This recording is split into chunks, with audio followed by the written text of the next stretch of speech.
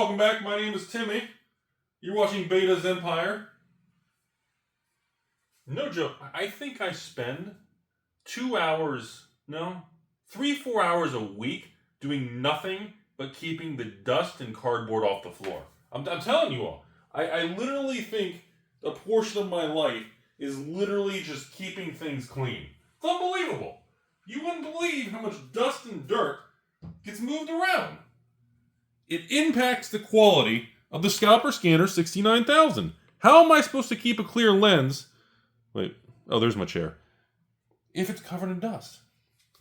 You all can't see my beautiful face in my heavy bags if we're covered in dust. Did you guys notice I'm wearing my snowflake pants?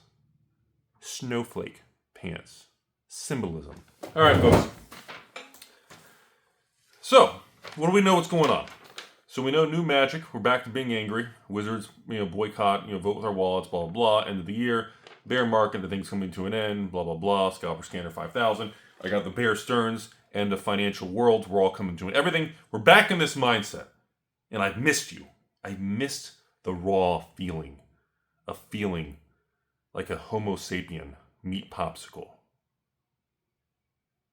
For those of you uneducated, that means human being filled with meat. Oh, now I want a hamburger. Ooh, brisket. Now I need food. Okay. So we got some interesting data to discuss today. Today, per the request of you all and patrons, Rudy, we got to go back. What we do here is go back. Today we're going back to Silver Age of Magic the Gathering. Sit back, relax as we have a pretty good conversation, everybody. So, let's go over some basic, fundamental understanding and concepts of money first.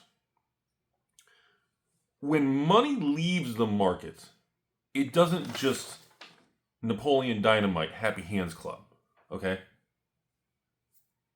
Well, that was kind of pretty. It doesn't just vanish into thin air, okay? Only the government can endlessly print our fun coupons, right?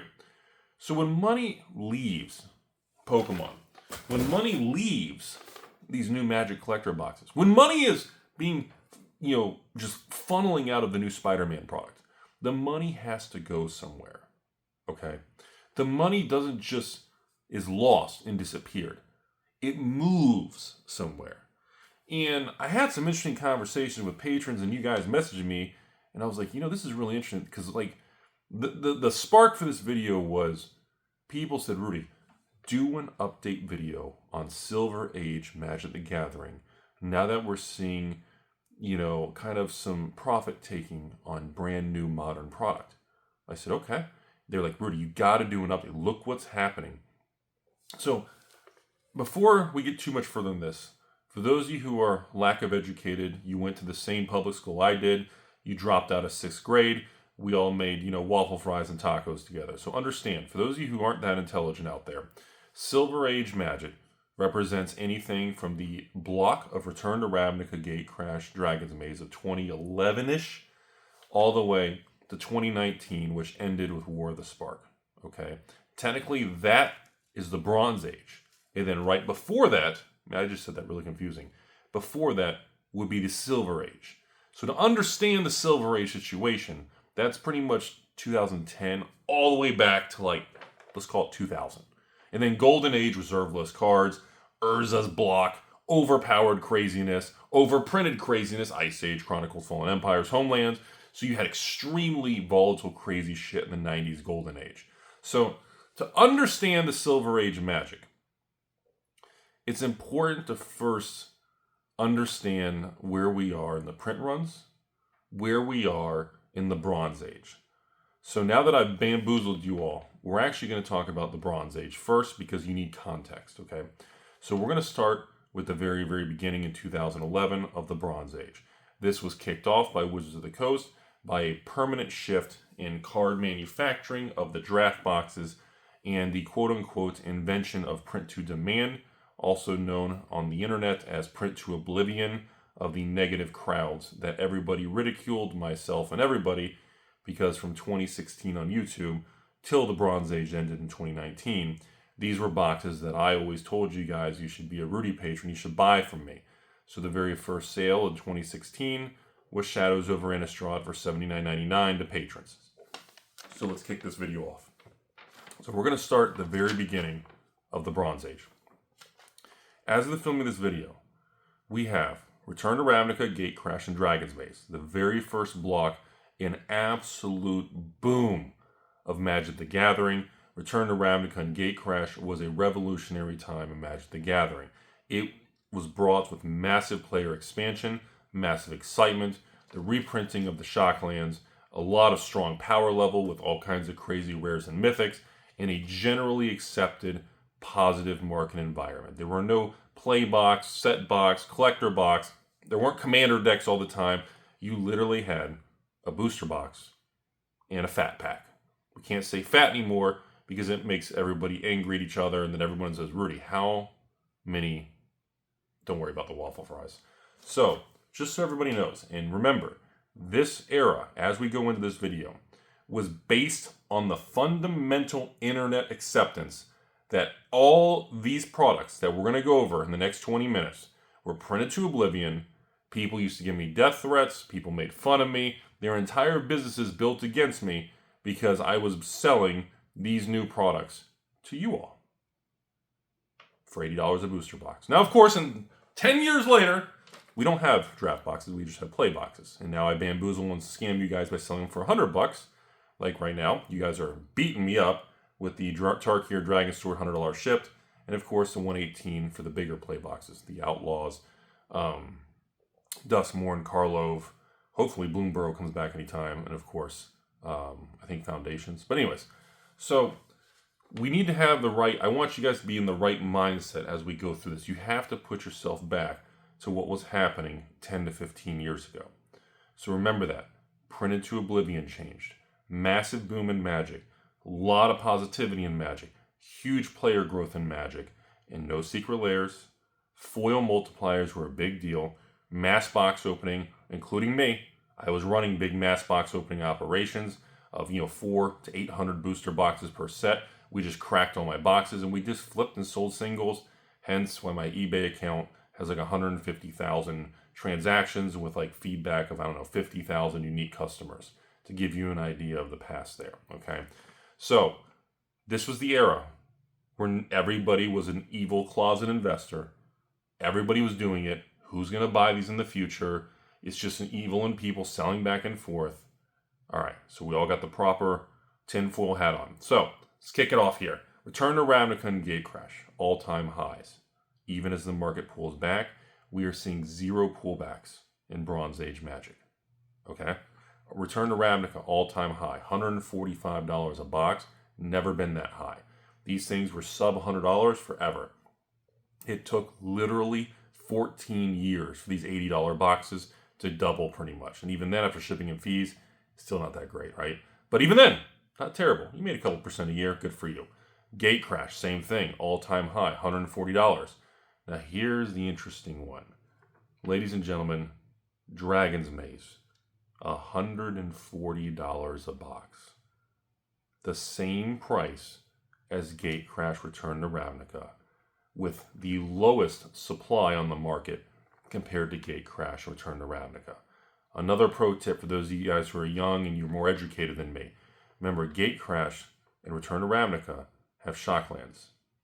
Dragon's Maze did not have any Shocklands, but in the ancillary slot in the pack, you would get between 1 and 3 Shocklands from Gatecrash and RTR in Dragon's Maze, creating additional EV and box value. That was always a very interesting thing. For example, when I did a mass box opening on Dragon's Maze, 13 years ago, it was actually pretty profitable. The Mythics, and what was that, the Deer card, the Mythic? Crap, what was that card? Somebody comment below. What was the that big $30, $40 Mythic in Dragon's Maze? Voice of Resurgence. Thank you, guys. Thank you for commenting below. So again, you get a $30, $40 Mythic in Dragon's Maze. You get a couple Shocklands at $20 a piece back in the day. You now have like $60, $80, $100 in EV on a box like that, and you have all the foils. Remember, this was an era where commons and uncommons were valuable. So first, I want to tell you all, the first block of this Bronze Era, all-time highs. Nobody's discussing it. It's not the cool, sexy thing to do. It's not serialized or anything. We are talking very bizarre movement. And as we go through this video, it gets fucking weirder and weirder as we go through this video, everybody. Next, we go to the next block. The Theros, Born of the Gamble, and Journey into Nyx, okay? So, very interesting thing. You guys ready for this? Theros. Regular original Theros, okay? $200 a box, okay? Born of the Gamble. Is that right? Born of the Gamble? Maybe that is right. Is that really right? Okay. Theros, $200 a box. Born of the Gamble. I'm just looking at this. I'm like, I must have wrote the wrong thing down. I put $400 a box, and there's only a couple boxes left, and it can go to 400 plus. Is this right? I may have to price check that, folks. Journey to Nyx, $200, same thing. 10, 15 boxes on the open market. So this Theros Greek God original set, again, came out. Booming market, huge player base expansion in Magic the Gathering, massive success for Wizards and Hasbro. Okay? Printed to oblivion. The supply of these products on the open market is the lowest I've ever seen that I've been tracking for almost 15 years. At this point in time, anybody in the country who has capital can pick one of these products and you can wipe the market out. Now, similar to Kaladesh and different things, will it hold the higher price, or will people who have millions of boxes hiding in the closet, will they come back to the market and crash? I don't have the answer to that. But what I do know is I have never seen such lack of supply of these products that nobody wants, that has no cards of value, that has everything printed over and over and secret lair alert and everything. What happened? Like, I'm looking, and this video is just going to get worse and worse as we go in the next few minutes here, okay? So let's jump to the next one real quick, okay? Khans of Tarkir, the infamous Khans, Rudy's a Khan, the infamous set, the infamous product that got me on the map. Thank you, Discord, Reddit, and Facebook. I wouldn't be here without you. Love you long time. So Khans of Tarkir, all-time high, $225 a box. Some boxes online, nothing too crazy. Next thing, Fate Reforged, $200 a box also. Dragons of Tarkir, $300 a box. 6 boxes online in English, under $1,000 on P.C.G Player.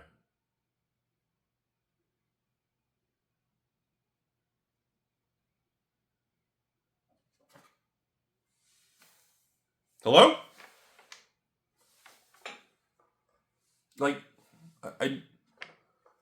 what is happening here? No pullbacks, no downticks, nothing. Very little liquidity, very little supply, very little demand. No one's buying it. It's like the markets don't even exist. Not what I expected the future to be. Oh, it gets worse. Battle for Zendikar and Oath of the Gatewatch. Anybody? 170 and 150 a box. Oath is down to about 10, 15 bucks on P.C.G Player. And you ready? Gets worse. You ready?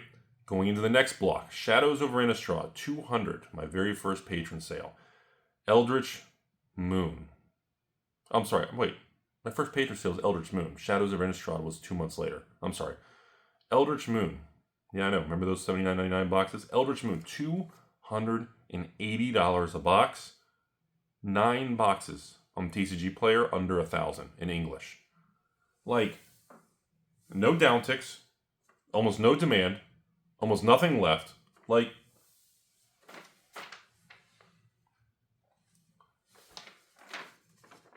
it's kind of a big deal. Like, folks, we're talking about like a 5 to 7 year window of Magic that's like almost just... Like, if this was Pokemon, all these boxes would be $1,000, $2,000, $3,000, $4,000 a box, obviously. But all these boxes that have remained almost worthless, I guess you could say, because again, Magic's a utility game, Pokemon's driven by evil scalpers, investors, and scalper scanner 69,000. You know, it really begs the question: Eldritch Moon at $280. 10 boxes till it's a $1,000 box. Cards in the box are worth what? $50? Maybe $100? So what is the value of a sealed product that almost becomes extinct? Because everybody I know who had leftover products or anything, I mean, essentially everybody mass boxed them. They sold them. They flipped them. Stores ripped them open. They sold individual packs. Everybody got rid of it because nobody believed in it. And now here we are way into the future. And this whole era of Magic that was deemed dead is disappearing.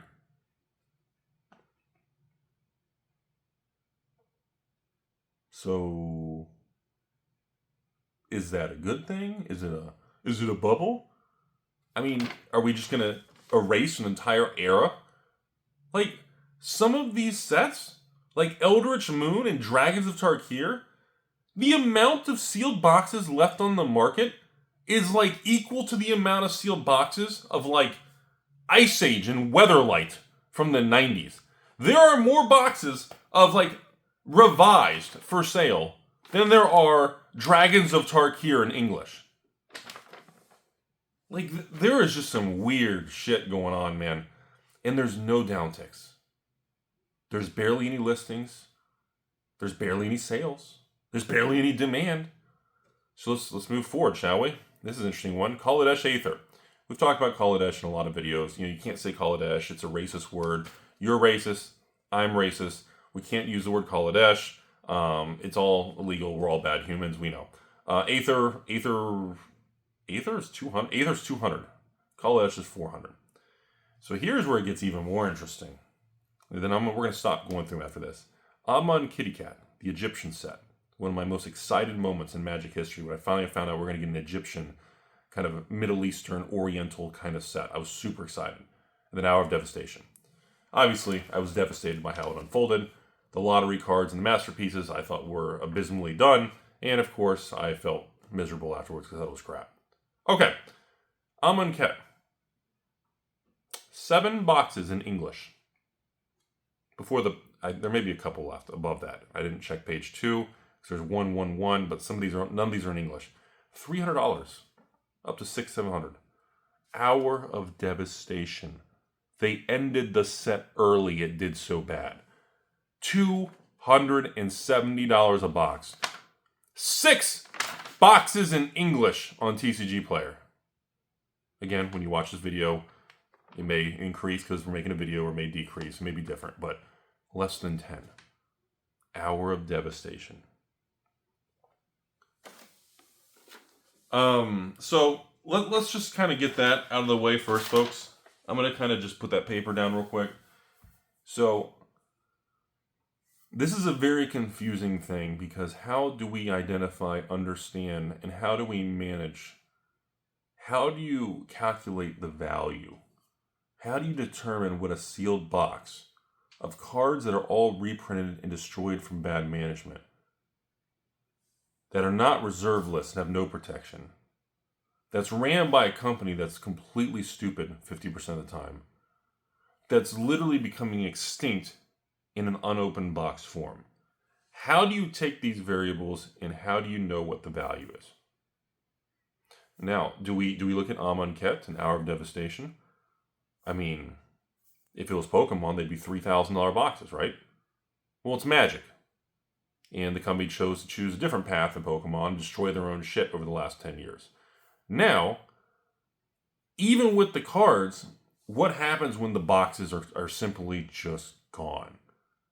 And that's what gets really, really weird, because you're talking about sets that don't have much desirability and collectability in the singles, but the boxes are going to be historical, extinct. I don't know there's no formula, there's no way to understand, hold on a second. Like, how do you determine if Hour of Devastation in the next couple of years goes to $500 to $1,000 a box? Okay, well, if that's $500 to $1,000, should Kaladesh still be $399? Then the next question, if Dragon's Maze is a $140 box. I mean, is Dragon's Maze better than Spider-Man Play? If a Spider-Man collector box is $450, that's the same price as a box of Kaladesh. So is Kaladesh severely underpriced, or is Spider-Man severely overpriced? Or does the market just not know? Is it just bamboozle and nobody knows what the fuck's going on? Because to me, it feels like nobody knows what's going on right now. My opinion right now is it feels like the market is almost in like a discovery search phase.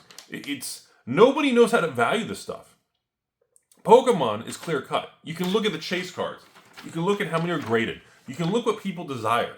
But in Magic, because Wizards took a path that was very different and waged war on collectors and investors with all their single cards, and game pieces have to be cheap, you've got this distorted world of Magic. And now we are to the point, as we discussed. I remember making videos 5 to 8 years ago saying there's going to be a time in the future, in 10, 15 years from now, which is pretty much today just about, where some of these products are going to be so toxic, rejected, made fun of. What happens in 10, 15 years later? Ta-da, here I am, 10 years later. What happens to these things, even if the cards suck and nobody wants them, if the boxes just don't exist anymore? What happens if the supply and the leftovers get so bad because everybody dumped them? People who had them like, screw it, might as well just open these things and might as well open it and just sell the singles, or who cares, right? They're garbage. What's the buy list, huh? What's the buy list on Ket, right? What's the buy list price of Hour of Devastation? $20 a booster box, $50 a box. Might as well just open it and have fun and see if we get a couple $20 cards. So the market was flushed. Most of these things were dumped. Most people had them, opened them. Most stores cracked them, sold singles. Most people opened them, sold packs. So we are now at a point where the market, we made the video yesterday talking about the bull market's over, welcome to the bear market, we had a good run, blah, blah, blah. Had to do a dramatic clickbait thing. But again, in reality, when markets cycle, I believe there's a high probability, I'm not calling it yet, but I believe we are in the process of a market cycle. And we're about to shift to a new playing field. The Monopoly board is about to get rotated. That's what I think is going on. I believe the whole situation right now is about to change, and what's considered hot and what's considered not is about to rotate.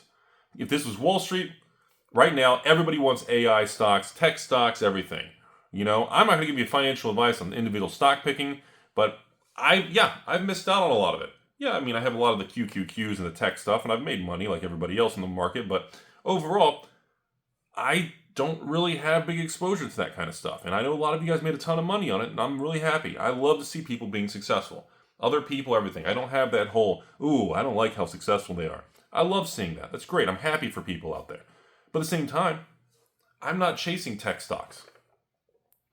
I literally have conversations like, what's the worst sector in the market? What's the worst absolute garbage sector that's 5-10 year lows? And I'm not going to say what it is, but if you put effort and time into it, you'll figure it out. And in the last 18 months, I've been buying that stuff. Have I done well with it? No. Will I do well with it? I don't know. But let's put it that way. That's just kind of my mindset with things. So, based on that, in the card world now, as we go through a rotation, I don't think collector boxes are going to tank and collapse, so don't get the wrong thing. But I'm wondering if we're going to see a return of people chasing older things. The reserve lists, 90s sealed product with reserve list cards in them. The absolute worst part of Magic's history, the Silver Age, 2000, 2010. The Scourge, the Nemesis, 6th, 7th, 8th, 9th, 10th, 11th, 12th edition kind of stuff. I guess Zendikar, Rise of the Eldrazi, World Wake. I guess Morning Tide, Lorwyn. You got legendary things back then, right? The original Ravnicas. You've got a lot of legendary things. The Dark Steels, the Fifth Dawns. But let's be honest with you. That sector of the market is so dead, it's embarrassingly dead. Like, you can buy a box of Dark Steel or Fifth Dawn And I'll be honest with you guys. I mean, the price hasn't done anything in years, and it doesn't look like it's ever going to do anything anytime soon. For some reason, that era of the market, and I have a lot of money in that era of the market, it is awful. It is absolutely awful. It has the worst demand, the least desirability on single cards. The prices have been flat for years, and I don't see a catalyst that's going to change that. Now, the golden age of the 90s, with original Magic, with reserve lists, those boxes are sitting dormant. Mirage, Visions, Weatherlight, blah, blah, blah, Urzas. That type of era will come back if there's reserve list bull market again. If the public ever decides to go back to the reserve list era, then those boxes will be huge beneficiaries of massive success. Silver Age, I don't have a clue. In my lifetime, and I'm 40. Wait, 41? How old am I? I'm 40s, okay? And I can tell you, in my lifetime, from now to really being from 40s to even 50 years from now when I'm in my 90s, I'd have a very difficult time believing that those things that I have are going to go up in much value. Now, am I going to sell them? Am I upset by it? No, because it's an extension of me. It's part of my past. It has value to me, and I'm happy with that. But as on a raw dollar amount, talking to you all in financial things, Silver Age Magic is probably the worst sector of Magic the Gathering's history. And there's some pockets, 7th edition foils, very old foils, very rare variants, original things, original Shocklands from Ravnica in foil. There are some certain pockets that are going to be some small exceptions that have special followings and unique natures and unique traits to them.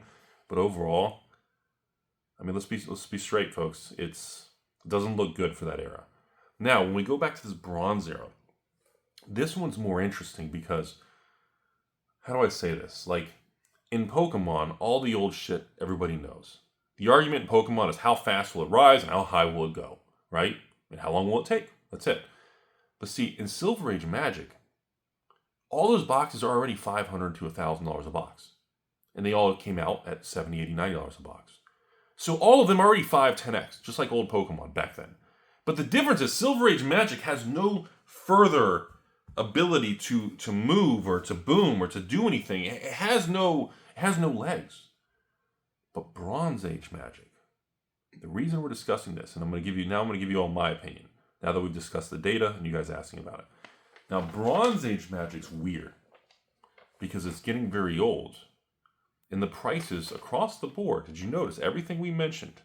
RTR, Gate Dragon, Theros, Born Nyx, Khans, Fate Dragons, Zen Oath, Shadows Eldritch, Kaladesh Aether, Amonkhet Hour, that whole block of time, and I didn't do Ixalan or Rivals or Dominaria, we stopped there.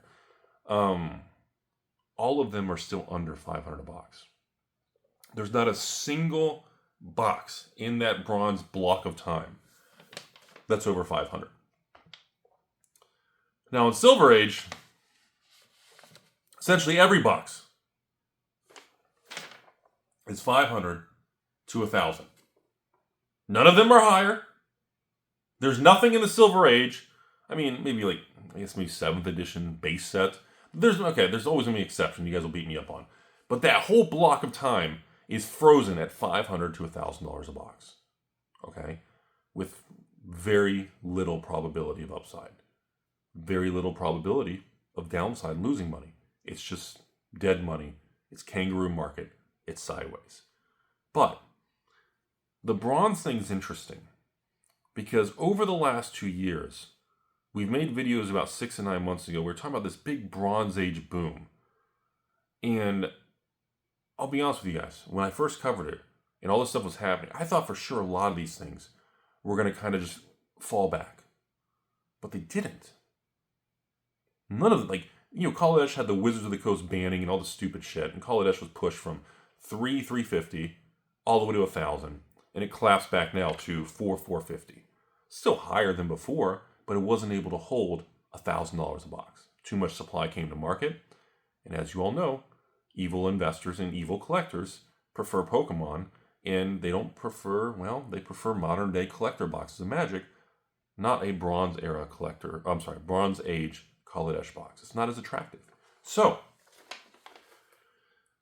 let's look at the odds now. So, the odds right now, everybody, the lowest probability of success in making money and growth is Silver Age Magic from 2000 2010. It is the darkest of the dark ages over there. The next leg above that is going to be Reserve List and Vintage. Not as bad as Silver Age, but it has characteristics that could easily, Phoenix could rise again. Dude, I'm still not giving up on Vintage and Golden Era kind of 90s stuff. And again, AlphainvestmentsLLC at gmail.com. I still buy vintage collections, sealed boxes from the 90s.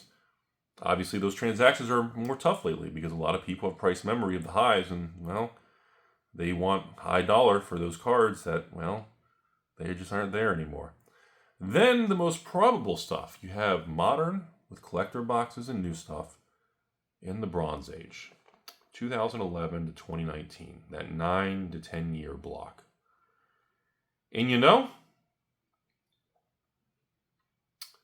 that particular block feels better now because it's so cheap and it was such a negatively received era for investing. I don't know anyone watching this video that has heavy positions in 2011 to 2019 sealed Magic booster boxes. And I'm going to go on a limb. I actually don't think there's a lot of people out there that actually have big positions of Magic from that era. Because nobody believed in it back then. And so many years went by, nothing happened. Who's going to tie up their money that long? And people don't stay the course that long. The human brain, because we all understand we have so much time on this world. We have mortality. We have a certain lifespan. We're all on the clock. We all share the same fate and destiny of, well, we're only going to live so long, right? And I feel like that just, between that 90s golden, the 2000s silver, and bronze of the 2010s, the bronze feels like the best probable mover because it's underpriced and nobody believed in it. Silver Age is already exploded to 500 to 1,000 a box. It's already 5-10x. That's it. It has no ability to go higher from there. And I don't think... Who's going to go online right now and buy boxes of any, I don't know, the Fifth Dawn, Dark Steel, Lorwyn, Morning Tide, or Ravnica? Who's going to go online right now and buy all these $1,000 boxes as an investment, waiting for them to go to 2, 3, 4, 5,000 a box? Who's going to do that? That's my point. Like, it's not attractive. Of course, my Poke Bros and beautiful ladies out there, my Pokemon fans, if you bought $1,000 Fusion Strike boxes right now, in 5 years, that shit's going to be way higher. Hell, probably in 12 months. Who's going to spend $3,000 on a 7th edition booster box instead of buying a box of Evolving Skies or buying a case of, I don't know, Chilling Rain or something, or I don't know, whatever. Or even, like, you see what I'm saying? Like, if you just look at the risk-reward breakdown, it really becomes more and more obvious. So, I wanted to do this conversation with you guys on the different eras, okay? Because, like I said, it feels like the Bronze Age actually has some room to move. Even with the lack of expensive singles, even without reserve lists, it's just buying into a $200-$300 box that's 8 years old, or 10 years old, or 12 years old doesn't seem that bad actually. But buying into a $1,000 box from World Wake or Rise of the Eldrazi, like, who's gonna? What's the catalyst or the demand or the nostalgia? No reserve list, the singles, Secret Lair alert. I mean, there's just nothing there because the price is already matured to $1,000 a box. When you can buy a bunch of $200-$300 boxes for the price of $1,000 mature Rise of the Eldrazi. You know? It's a weird thing. It's a weird dynamic, everybody. But the point of this video is, this is November of 2025. We're going to do a lot of deep thinking because the market's finally going to calm down, thankfully. And we're going to be able to reflect and think more in this next 30 days, which I'm really excited about. And I think there's still, I don't think we're going to see like collector boxes of Modern Magic collapse or drop. I think the bear market's just going to make them sideways. I think the real opportunity is going to be in some of these weird pockets. You know, same thing with like Pokemon, and actually, there's a lot of other things going on between Pokemon, One Piece, Flesh and Blood. We still have actually some more white sets skyrocketed and doubled in price too. But we don't. There's just pockets of Magic that are super. I don't know. I can't put my finger on it, but it feels like some of them could be heavily mispriced. And they could go through a repricing period. We saw this happen a little bit 6 to 9 months ago because remember, a year ago, like Eldritch Moon, Shadows over Innistrad, like these boxes, like right now, Shadows is $200 a box. Like 18 months ago, Shadows was like $120, $130. So again, they've already kind of doubled and jumped 50 to 80%. Eldritch Moon was $150 18 months ago. And it almost doubled to $300 now. But more importantly, there's not much stopping these things. And then, of course, does somebody just move in, pick something, and wipe it out, and then just set the price, put them all at $1,000? Right? No? The other last thing I want to bring to the attention was another data point that I used to use many years ago that I don't use as much anymore because the market has changed so much. This isn't as valid. I used to use a lot of data from big stores. Scarcity Games, Card Kingdom, Channel Fireball, Cool Stuff. A lot of these other big, in addition to TCG Player and eBay, I used to track how much inventory and how much sealed product of older stuff they would have. And I would track it on a weekly, monthly basis. And a couple years ago, I just stopped because all these big companies that were kind of cornerstones of Magic's growth model in the last 20 years, if you go to most of these websites in these big companies that have been around for the 80s and 90s, you're going to notice something, and that is all of these old companies, these big Goliaths from Magic's past, none of them have sealed product or heavy bags of sealed product or much inventory of reserve list cards. They have some, and people sell collections and events and things happen, but you'll notice that the big companies that were really the movers and shakers from the 2000s era, the 90s era, they don't stock any anymore. Now, I don't know if it's because they don't believe in it. There's no demand for it. They don't have the capital because the release schedule is so fast now. You need the resources. I don't know what it is in particular, but it's been really wild to see the drastic change that these big businesses don't have the product. So if for some reason, like, humor me for a second, you'll pretend that Rudy's not going to be full of shit and I'm not wrong. You guys lie to me. Pretend, be like, Rudy, you're right. Yay! Put on a fake smile and be like, Rudy, tell me more. Thank you. I'm glad you said that, princess. So, humor me. Let's pretend that the Bronze Era boxes all go to $500 to $1,000 a box. And right now, they're all on average $200. That's not a 10-20% return. That's a 1 to 300% price increase. Let's pretend that happens. All these big stores and most people watching, again, are going to miss out on all of it. Because nobody has exposure to this entire segment of the market. So, if and or when we have a moment in time that the market goes through a repricing or a new price discovery and kind of figures out its new bid-ask range and, even the big companies, what are they going to do? Put on their hot list, their buy list? Ooh, we're paying more now. We need it. We don't have any. These people don't have it. These stores don't have it. Go to your LGS. Anywhere in the country.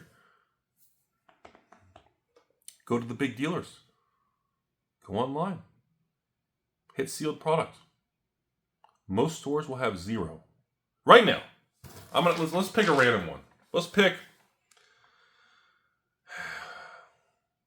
let's pick Nyx boxes. Journey Nyx. Dragons of Tarkir, Eldritch Moon. Those 3 random boxes. If you take right now, you end this video, you pause your adult and inappropriate videos that you watch before and after you watch me, because I get you in the mood, and you go online. Go on the internet.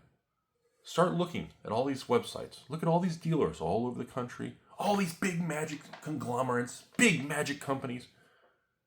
Look at how many of these monster companies of magic even have 1 box, maybe 2 boxes, a case. You're going to be like, holy shit, you're going to find a company that has maybe a box. I don't even know if you're going to find, no joke. I wasn't going to bring that up. Okay. If you look at many of these sets I just said, and you go on TCG Player or eBay, I'd say a third of these don't even have a single case listed on TCG Player or eBay. There are products on here that if you go on there and you type in Dragons of Tarkir, different things, I don't know if that one does or not, maybe there's one. There's not even a case, it'll say no results on TCG Player. These products are that illiquid, that lack of demand, lack of supply. There's nothing. There's no demand, there's no supply, there's nothing listed. It's just like you're in a desert. The only guy going by is the dude in the suit who's flying by you in the desert. He's in a red Ferrari. He's got 5 hot chicks. There's only 2 seats, so he's got to stack them on top of himself. And he's got tumbleweeds, and he's selling the tumbleweeds. There's nothing. There is nothing. And I don't really know how to handle and even discuss with you guys a block of 8 years of magic that's becoming extinct. It's not, let's go back and buy this. No. It's just, what's going to happen in another 10 years? There is a really real, probable chance that in another 10 years, there is going to be listings on TCG Player on magic sets with 0 boxes listed. In English, by the way. Some people put loose packs and 36 loose packs. It's a pseudo booster box. Here's 8 different languages of Dragons of Tarkir. In English, please. So for those of you, Rudy, I'm in Europe and I see that. Rudy, I'm on the moon and I found this. Rudy, I'm in Asia and there's these different No, please. There's always exceptions and weird things and different variants. I'm talking about English booster boxes in the United States, okay? So for my international friends, I'm focused on a specific market, okay? Now again, if you want to fly around the world and spend the money and transport and deal with customs and ship things, that's on you. But I'm just saying, folks, it's a fascinating topic that I encourage you all to put some effort into the thought process. I encourage it, okay? Because we're not really going into a crash. I know we'll put the title of something on this video, something stupid, if those of you are going to watch it. But the reality is, I think we're approaching a rotation. And similar to the tech stocks and the AI boom, there's going to be a time, sometime between now and the next couple of years, that there's going to be a rotation. Okay? There's going to be a shift. And everybody piling into the same thing is going to realize this is probably not a good idea. And they're going to rotate to something else. Okay? I think I'm going to end today's video. It's a long one here, but I really wanted to get you guys thinking, help you guys kind of sit back and relax, do some research online, ask your friends, send a text message to your stepsister, send them a link to my YouTube channel if she's lonely, and definitely just kind of remember, folks, anybody can get rich in this world. Now, everybody has different definitions of getting rich. It's not going to make you happy. It's not going to make you fulfilled. But building wealth in accumulation or inventory or assets and different things is a very, very different mindset. And it's not just it's a very unenjoyable experience to choose that path, because there's a lot of risk, there's a lot of sacrifice and discipline, and a lot of things with work schedule, and you can't blow your money. So remember, before I end this video, I just want to have another little public service announcement that a lot of people watch this channel and they think, I want to be the next Rudy, which is great. I want you all out there to be the next Rudy. I am a pro-positive person of everybody out there. You know, whoever you are, if you want to be the next Rudy, you think I'm terrible and you want to do it better, dude, I'm pulling for you. I believe that everybody should be respectful and positive to everybody. Even the people who hate me and everything. And, you know, I hope things work out for you. Because in the long run, the world's a better place when people are more positive and respectful to other people. More doors will open, and success and investments feel like they seem to work better sometimes. Maybe it's just a mental state. I don't know. But this brings me, we're about to start our next video. And that's going to bring me to the next topic about pretty much, just remember, folks, this industry and what I do on this channel is not normal. My channel does not reflect the majority of the industry. What I do here is not representative of the other 3,000-4,000 dealers and stores. You're talking to a guy and you're watching a channel that took 20 years and all of my resources sacrificed working discipline of 20 years to make these videos and show what I've shown, to prove that I have the receipts and I've walked the walk and I've done the sacrifice. And it may come off as very bragging. It may come off very easy. Like, you know, hey, if Rudy can make millions and do that, I can do that. But just remember, folks, it is a very difficult path. And if you talk to any, I encourage you all to watch other channels on business and finance, especially in the card world. And I encourage you all to talk to actual people in the industry and ask them, how difficult is it to really do this in cash flow and keep inventory and invest and hoard and actually manage a business? It's very, very difficult. So at the end of the day, remember, folks, I know my videos come off a certain way, and it does seem easier than what it is on this channel because I've made 4,000 videos, so I'm very comfortable on the camera, and I just and it comes off a certain way because I don't have that tension with you guys. So just make sure you do your research on doing things. And I know interest rates are falling because the government's cutting rates to print more money, which will eventually lead to more inflation. But remember, folks, be very careful in your debt. Do not carry debt. Be very cautious. Be very careful on over leveraging. I know the card market's fun. I know what we do is exciting. I enjoy it, even when I don't make money. But remember, you know, make sure your regular life, your health, personal situation, your household, your regular retirement accounts, your reserve cash, make sure you have the foundation, the basics of life in place before you journey into the valley of the shadow of cardboard. Otherwise, you could end up like this, Rudy's penis.